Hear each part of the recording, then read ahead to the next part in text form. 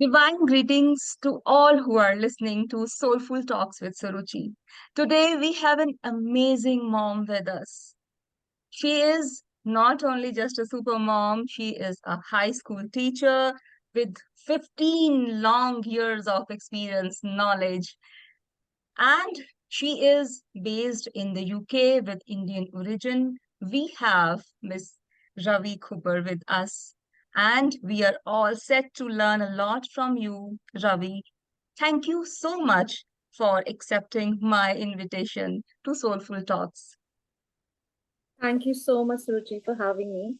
To be honest, when you spoke to me about how you connecting moms all over the world, I found that was an opportunity for me to learn from all the other moms. But yeah, if I can, I can just share my motherhood journey with everybody, that would be great. And I hope to learn from all the other moms who are on your platform as well. Yes. So they say that it takes a village to raise a child, and we are, building that village, that community that can help each other, sharing each other joys and challenges. All the mothers, if they come together, we can create a very productive community that can help each other. So this is the basic foundation of the Soulful Talks with Dr. Saruchi. So please tell me that how motherhood changed you.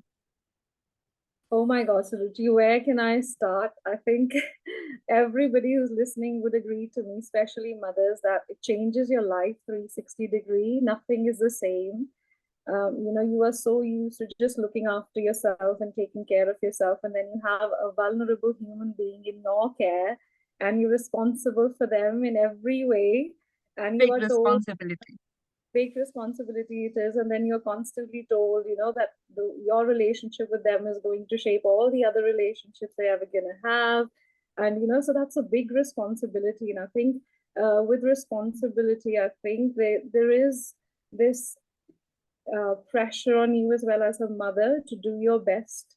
So I think for me, in my parenthood journey, I do believe that I had to grow with my little one. It's not him growing. I have to become my better version so that I can perhaps do a better job at being a parent for the child.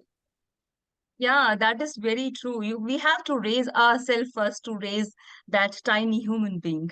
We have to Exactly. continuously evolve while we are, raising our little one. And as you have said, there's so many challenges and so many expectations from the society to, fulfill all these responsibilities. While even if when the woman is working, the challenge is So, double, right? So yeah. how you are able to meet all these expectations and challenges, and how you said that you have to raise yourself first.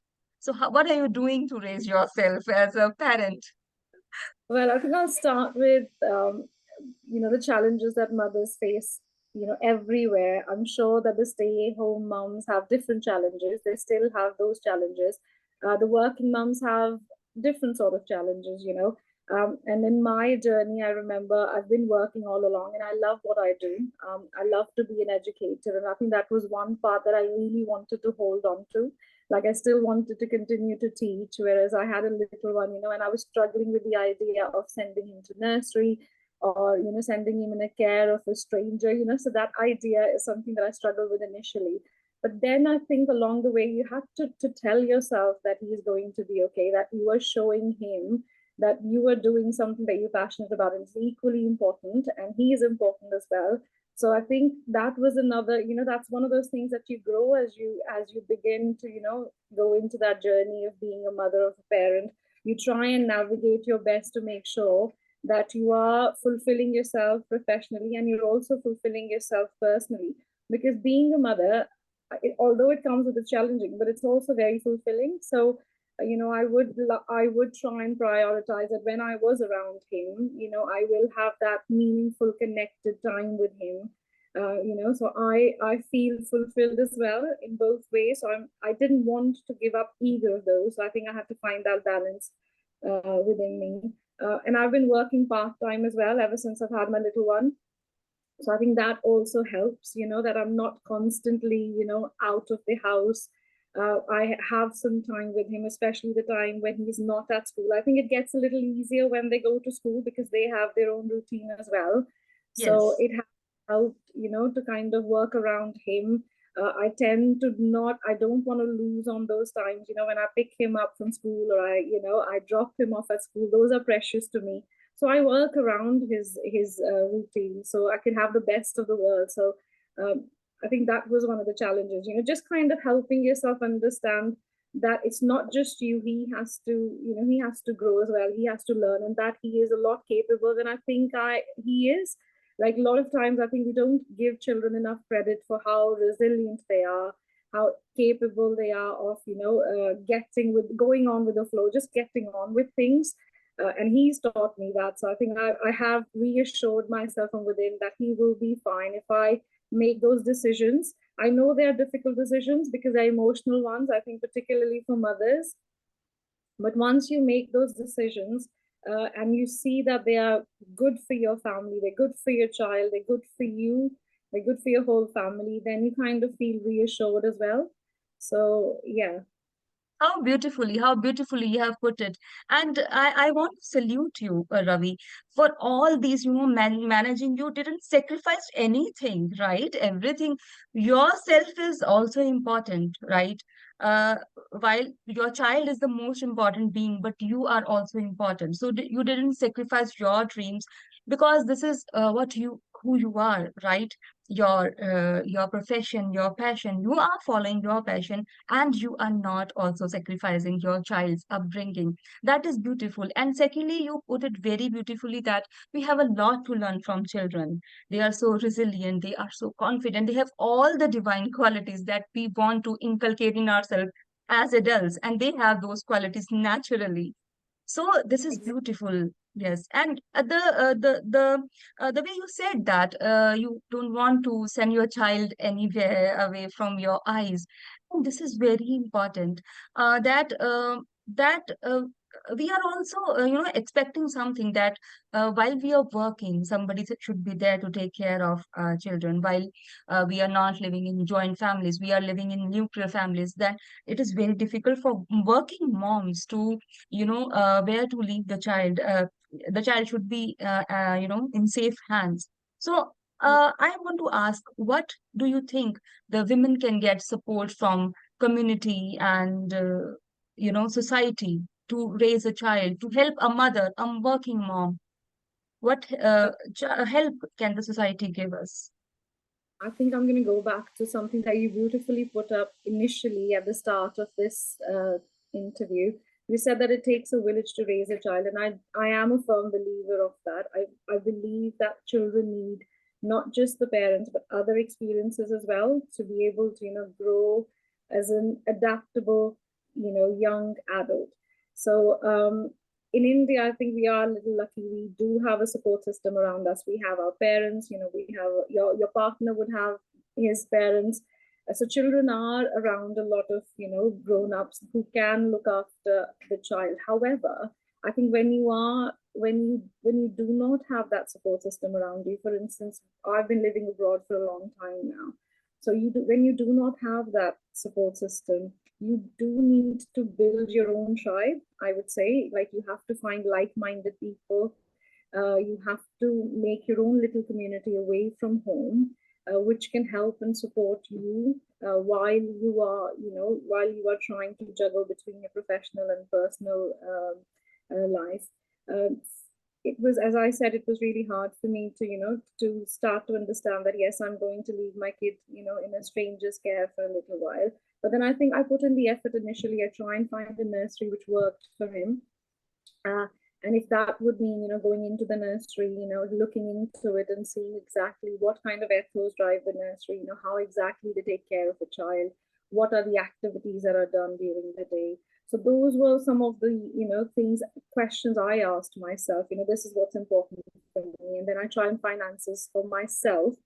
And once I was reassured, I knew that my child would be reassured as well. But if I wasn't sure in my head, I think children are really easily picking up all of those little signals that we give them. If I'm not sure, I think he's going to feel unsure that mommy is not quite sure of, dropping me here. So I did work on myself. Again, that was again the growing, the thing that you do to grow yourself, to have your own personal growth. So I tend to make sure, that wherever I'm sending him, I've checked on all the things that are my important points that I need to see in that care facility. And once I'm reassured, and my son is a good feed, if it's a person to give me a feedback, so he would feedback, he would tell me what he really liked, what he didn't. There have been occasions, when I've changed his care system, until I was satisfied. And I think it's really easy with children. They tend to be really honest with you, and they tell you how their day was. Although he's not with me 24/7, however, he's making friends, he's learning from other people, which is equally important, Yes, when you have extended families with you.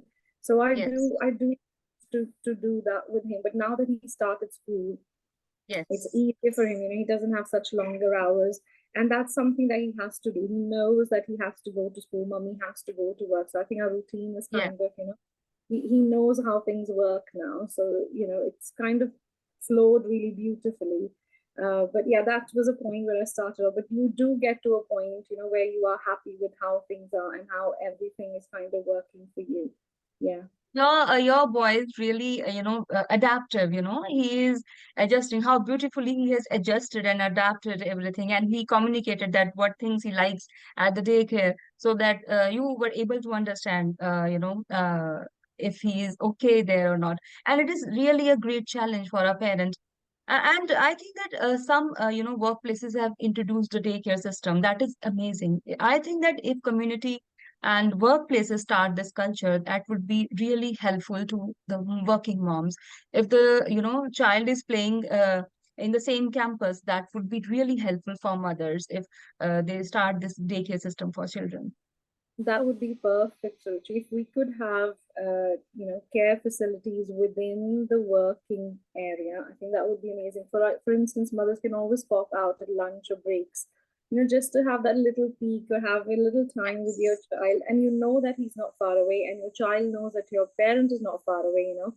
They can Yes. always be there if they need them. So I think that would be something, that would be great, working towards it. If we could just make sure that when mums come back from maternity leave, they have their children there in that daycare, that would be really helpful. And I think it's good Yeah. for both mum as well as child in terms of feeling mentally, ready to come back to work. I know that a lot of moms don't feel ready after their maternity break to come back, because they think, oh my God, how are you going to even leave your child? Yes, What exactly exactly. are you going to do, Moms even get, they say that children get separation anxiety, but moms get exactly. more of it, the separation anxiety from the child Yeah, after maternity leave. doctors cut that umbilical cord with your child, but it actually doesn't happen. It doesn't happen at that instant. True, It takes true. a long time to develop, that confidence that yes, you can do it. If we take like a step a little bit behind, even before we go back to work, I think having longer maternity leave would do wonders.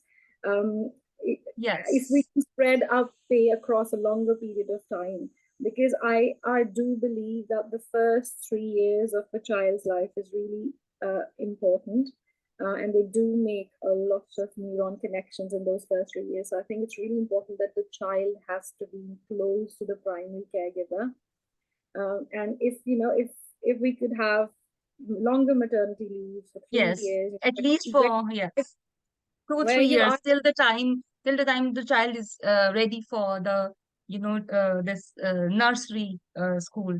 At least till, I hope the concerned people are listening and they will, do I something. really, really hope so, because I think the benefits of it are amazing. I think for your child as well as for yourself, because you know that you've been there for those formative years for them, and your child is now ready to go in. Because sending children who are 6 months old, or even a year old, where they haven't developed their communication, I think it's really tricky for the child to communicate to the caregiver if they, want something, or if they are, if they're not sure of something. So I think it's a big ask from our children to adapt to, a stranger, and have another primary caregiver.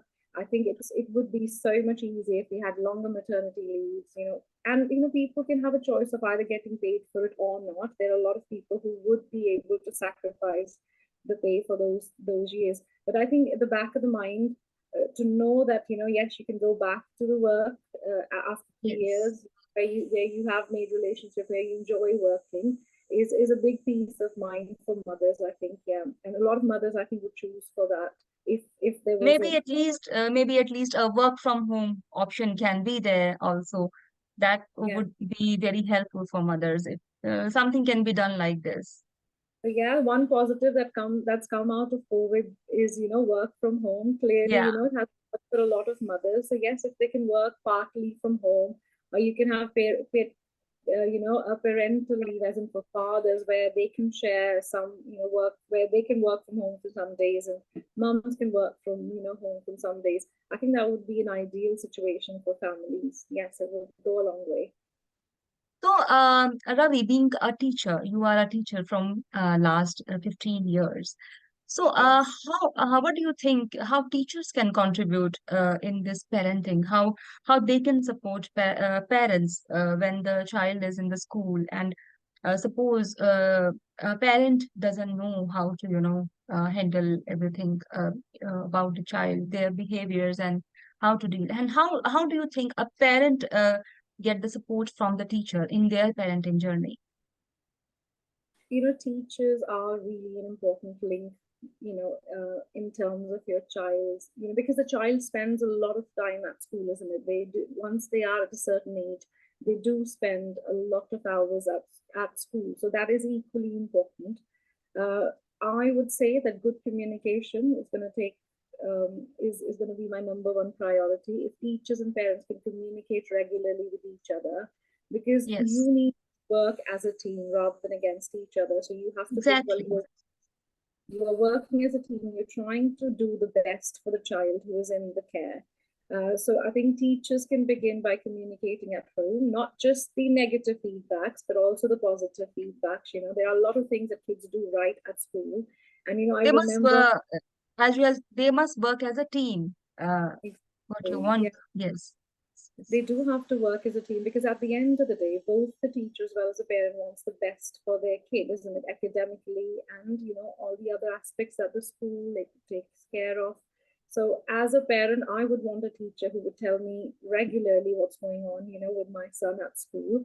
And as a parent, I would like to tell the teacher what my child is like and what his interests is, and how I work around him at home, because clearly teachers have 35 students in front of them, so they can't really know their children the way a parent would. So I think as a parent, I would make sure that I tell the teacher, what his interest is, what he do like, and what I really do at home that works for me, and that maybe would help the teacher at school as well.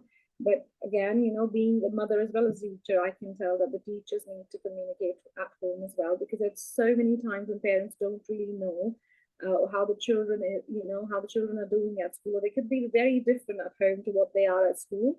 So a good communication would definitely be, something that has to be at the core of, the school as well as a family life, making sure that we're working towards the same goal of getting the best for the child. Exactly. So this is what I also feel. There is a gap in between the school and the parent, right? So as you have said that the teacher is handling 35 to 40 children in the classrooms, and the parent has to handle their own kids at home, and they live longer, they spend more time with the children and more Yeah. closely. And I think that, apart from this, communication is the key to bridge this gap. And also, if parents get a certain kind of training to, understand all kinds of behaviors in the children, they understand how to handle, how to manage self, and how to manage their child. And that would be a great thing if they get a certain kind of training, and the skills of parenting, if they can develop, that would also be a great. If the teachers are trained and that they can, give that training to parents, that would be great. Yes, absolutely. I think parenting is a skill. I would agree with you. And children don't come with a manual. I think it is something that you learn along the way. And each child is a different. There are going to be no two children who are going to be the same, even if they are in the same family. But I do believe that I think it starts from within. When earlier we spoke about growth as a parent.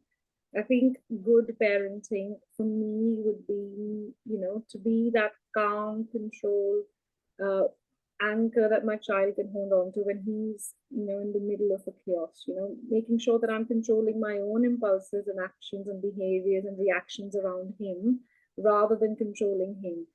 Because, children are not, they're not, for the first 5 or 7 years, they're not capable of regulating themselves or regulating their emotions. They still think that they are those things that comes, the feeling that comes or arises among, in them, and they don't really know what to do.